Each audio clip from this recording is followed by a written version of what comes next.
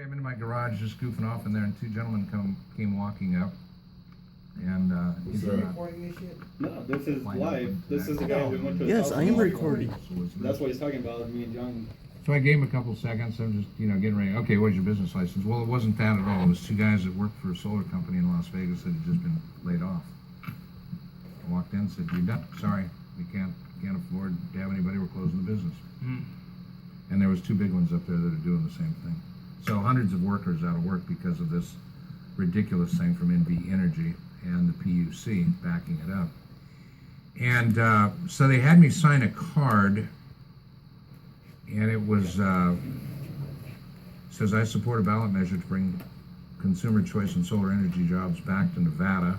Nevadans should have the right to produce their own power without being punished with higher costs and fees from NV Energy." If you want to know more about it, you simply can go to nosolartax.org, and you can actually fill one of these things out. nosolartax.org.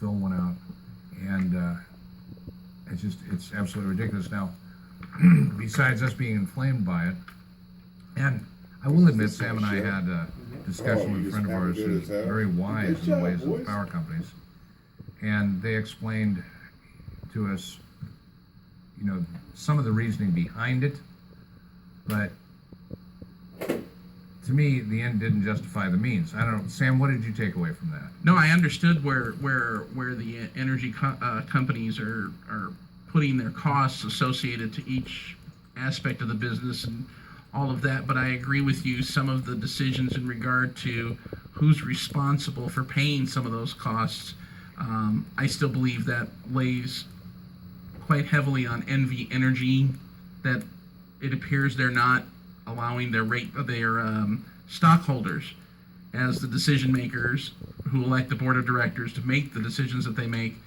I don't think that NV Energy is being fair in passing some of the costs on to them as well. Well, New York Times picked up on it. Really? Headline: Nevada's solar bait and switch. That's what it is. It's an op-ed. Came out February 1st. When President Obama proclaimed in his State of the Union address last month that solar is saving Americans tens of millions of dollars a year in their energy bills, he clearly wasn't talking about Nevada. Excuse me, I'm sorry. In late December, the state's Public Utilities Commission, which regulates Nevada Energy's market, announced a rate change drastic enough to kill Nevada's booming rooftop solar market and drive providers out of the state. Effective January 1st, the new tariffs will gradually increase until they triple monthly fees that solar users pay to use the electric grid and cut by 3/4 users reimbursements for feeding electricity into it. More startlingly, the commission made its decision retroactive. That means that the 17,000 Nevada residents who were lured into solar purchases by state-mandated one-time rebates of up to $23,000 suddenly discovered that they were victims of a bait and switch. They made the deals assuming that, allowing for inflation, their rates would stay constant over the contracts 20 to 30-year lifetimes. Instead, they faced this prospect of paying much more for electricity than if they had never made the changes, even though they're generating almost all of their electricity themselves. The commission then justified its decision by citing grid construction and maintenance costs that rooftop solar users haven't been charged for, but circumstantial evidence suggests that other factors play a role. All three commission members were appointed and reappointed by Governor Brian Sandoval, a Republican, whose two election campaigns have received a total of $20,000, the maximum allowed under Nevada law, from NV Energy, the Berkshire Hathaway-owned utility that's a major beneficiary of the rate changes. Two of Mr. Sandoval's closest advisors, Pete Arnott and Gregory Ferraro, are NV Energy lobbyists. No wonder my letter went without having anything done. It goes on and it goes on and it goes on. It says both utilities and the regulators are well known for their caution and lack of vision, but the utility's current strategy is outdated and unsustainable. Not only does it waste resources and stifle innovation, but it's likely to be upended by a few pioneering state commissions that understand the overwhelming economic and environmental value of distributed energy. Most notably, in April 2014, the New York Public Service Commission began a process to transform utilities from monopolies into electricity distributors that increasingly rely on clean energy generated by numerous providers. In this grid of the future, the energy costs will decrease and utilities will become, instead of climate changer and change enablers, part of the solution to the problem. It did say in here about what it has done to help, and Did he tell you this is who it It's was just- when you gave him code? it's just sad. This is on CenturyLink. Absolutely sad. Broadcast It's sad that it would go down like this. It's sad that the governor chooses to do nothing about it because his buddies are all involved in it.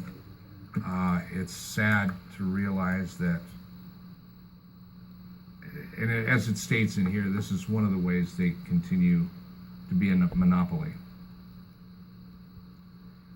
Yes. And it is. you know, they say, well, it costs, and this is the bit we got, or not the bit, but the information we got is that it does cost the regular ratepayer a little bit more money to have solar power exist, right? Yes. Right. But on the other side of the coin, the truth of the matter is that the power company doesn't have to expand. It doesn't have to put anything new in.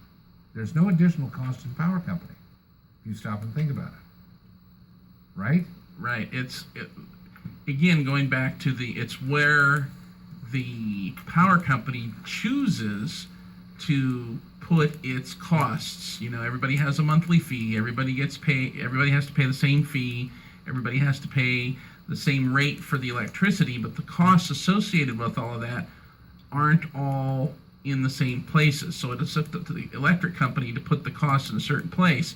So when you give electricity back to the electric company, it's not necessarily worth the same rate because of the costs that are buried, that the electric company itself buries in some of that cost, some of the rates that it charges. It does get convoluted, and I'm trying to make it easy to understand, but Nevada Energy had choices, and this time the choice was basically we don't want Screw our the stock. consumer. Yeah, we don't want to save the stock. We don't want to put any more on the stockholders. Right. It says, as all this amounts to the most consequential skirmish so far in the struggle over future of utilities. In fact, it reflects utilities' defensiveness as modular devices located to close consumers are understanding their monopolies. Closer they are to understanding. Cleaner, more energy efficient, and potentially cheaper than fossil fuels. These technologies include solar, wind, batteries, microturbines, microgrids, and smart appliances.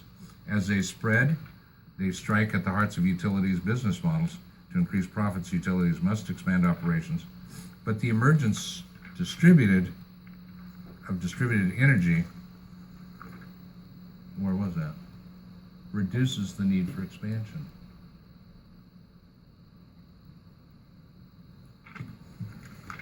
Well, again, nosolartax.org.